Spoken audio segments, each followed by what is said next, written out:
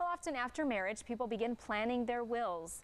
Down the road, for whatever reason, someone who would normally be part of their plans may be intentionally left out. So how do you handle it gracefully? Well, joining us is Craig Wisnom. He's a Tucson attorney specializing in estate and trust law.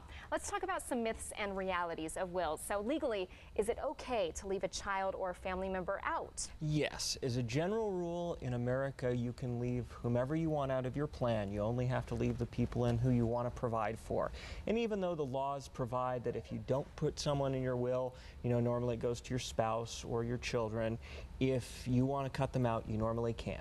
All right. So. And, how about, do you need to explain why you're leaving them out? Do you have to detail it? Normally it's better not to, for a variety of reasons. I mean, sometimes there's just the question of decorum and not necessarily wanting to put down something in permanent public record about why you were upset with someone or what they did.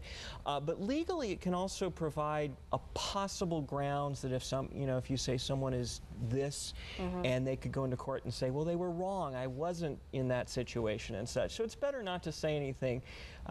Generally your goal is to just mention them so it's clear you're not forgetting to put them in and it's not a mistake in the will, and you say, I intentionally don't provide for this person, and leave it at that. And speaking of mistakes, some say that you should leave a $1 or a $5 bill to ensure that you didn't forget them. Is this a good idea? No. First of all, there's no legal reason to do that. There's no benefit to doing that, and sometimes it can complicate things just because technically that person then is a beneficiary under the will, even if it's only for $1 and $5. So there's no benefit to that, and sometimes it also can be one of those things that causes some offense. And again, if you don't want to provide to someone, just leave them out. All right, let's talk about clauses now. And in the will, say there's certain clauses that say if anyone contests this, they get nothing. How does that work? Well, those are called a no contest clause or an in terrorem clause, and the idea is that you put in there, hey, if anybody contests this will, they're completely out.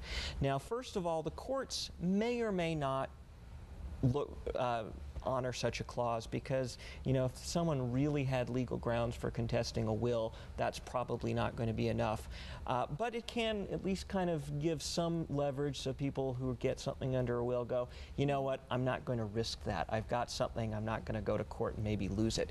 But if you're leaving someone out completely, it doesn't do any good because they have nothing to lose under that type of a clause. All right, anything else you think we ought to know?